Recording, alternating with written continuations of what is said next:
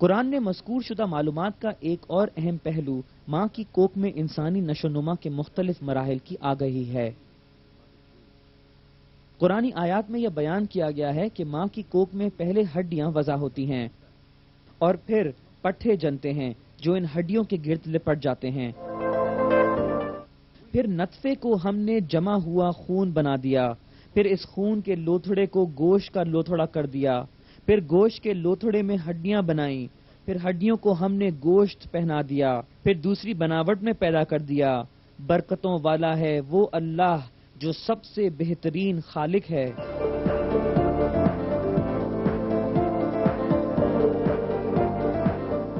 Embryology science کی وہ شاخ ہے جو ماں کی کوکھ میں ادھورے بچے کی نشو و نما میں غور و فکر کرتی ہے۔ حال ہی میں ایمبریولوجسٹ نے اندازہ لگایا ہے کہ ایمبریو میں ہڈیاں اور پٹھے ایک ہی وقت میں وضع ہوتے ہیں۔ انہی وجوہات کی بنا پر بہت عرصے تک کچھ لوگ یہ سمجھتے رہے کہ یہ آیت سائنس سے متنازع ہے۔ پھر بھی جدید خوربینی تحقیقات نے جو نئی ٹیکنالوجی کی ترقی کی مدد سے کی گئی ہیں بتایا ہے کہ قرآن کے انکشافات لفظ ب لفظ درست ہیں۔ خوردبینی سطح پر کی گئی ان تجویزوں سے مشاہدہ ہوا ہے کہ ماں کی کوکھ کے اندر تکمیل کے مراحل اسی طرح ہوتے ہیں جیسا کہ آیات میں ہے۔ پہلے ایمبریو کے ٹشو کارٹلیج ہڈی میں تبدیل ہوتے ہیں، پھر ہڈی کے گرد موجود ریشموں سے چنے گئے پٹھوں کے خلیے اکٹھے ہو کر ہڈیوں کو ملفوف کرتے ہیں۔ یہ امر واقع سائنسی مطبوعات میں ان الفاظ میں بیان کیا گیا ہے۔ 7ویں ہفتے کے دوران ڈھانچہ جسم میں پھیلنا شروع کر دیتا ہے اور ہڈیاں مانوس شکل اختیار کرتی ہیں۔ 7ویں ہفتے کے اختتام پر اور 8ویں ہفتے کے دوران پٹھے وضع شدہ ہڈیوں کے گرد اپنی جگہ سنبھال لیتے ہیں۔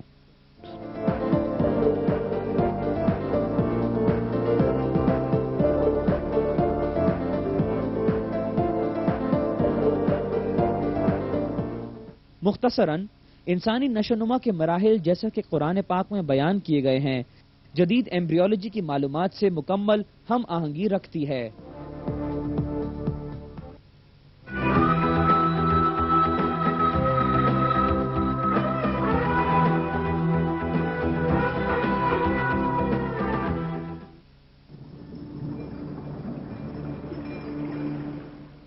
قرآن میں یہ بیان کیا گیا ہے کہ ماں کی کوکھ میں انسانی نشو و نما 3 مراحل میں ہوتی ہے۔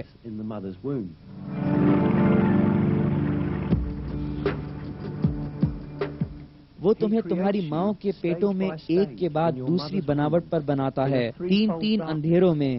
یہی اللہ تعالیٰ تمہارا رب ہے، اسی کے لیے بادشاہی ہے، اس کے سوا کوئی معبود نہیں، پھر تم کہاں بہک رہے ہو؟ جیسا کہ اس آیت سے ظاہر ہے، یہ نشاندہی کی گئی ہے کہ انسان ماں کی کوکھ میں 3 مرحلوں میں تخلیق کیا گیا۔ بلا شبہ جدید حیاتیات نے منکشف کیا ہے کہ بچے کی تولیدی نشو و نما ماں کی کوکھ میں 3 مختلف مراحل میں ہوتی ہے۔ آج سائنسی شعبوں میں پڑھی جانے والی ایمبریولوجیکل کتابوں میں اس مضمون کی بنیادی علم کا عنصر سمجھایا جاتا ہے۔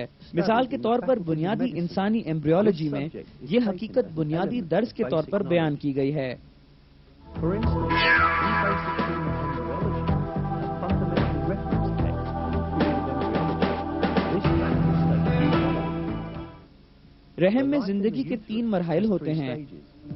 پہلے 2.5 ہفتے میں پری ایمبریونک، 8ویں ہفتے کے اختتام تک ایمبریونک، 8ویں ہفتے سے درزا تک ہیں۔ ماں کی کوکھ میں نشو و نما کے متعلق معلومات صرف جدید ایجادات کے ذریعے مشاہدے میں آئی ہے۔ پھر بھی دوسرے سائنسی حقائق کی طرح یہ معلومات قرآنی آیات کے ذریعے معجزائی طور پر عطا کی گئیں۔ یہ حقیقت کہ قرآن میں یہ معلومات اس وقت دی گئیں جب انسان کو طبی شواہد کا قلیل علم تھا۔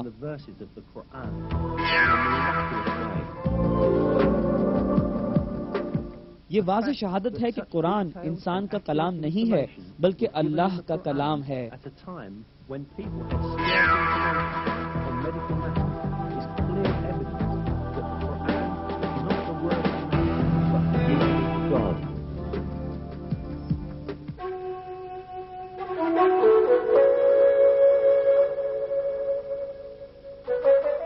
قرآن کا ایک اور معجزاتی پہلو یہ ہے کہ اس نے مستقبل میں پیش آنے والے واقعات کی پیشگوئی کی ہے۔ مثلا سورہ فتح کی 27ویں آیت میں ایمان لانے والوں کو فتح مکہ کی خوشخبری دی گئی جو اس وقت کافروں کے زیر اثر تھا۔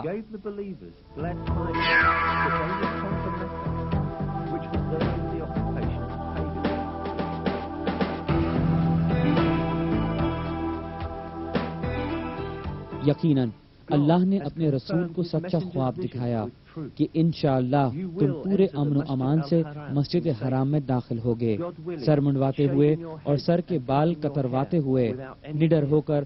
وہ ان امور کو جانتا ہے جنہیں تم نہیں جانتے، پس اس نے اس میں پہلے ایک نزدیک کی فتح تمہیں میسر ہے۔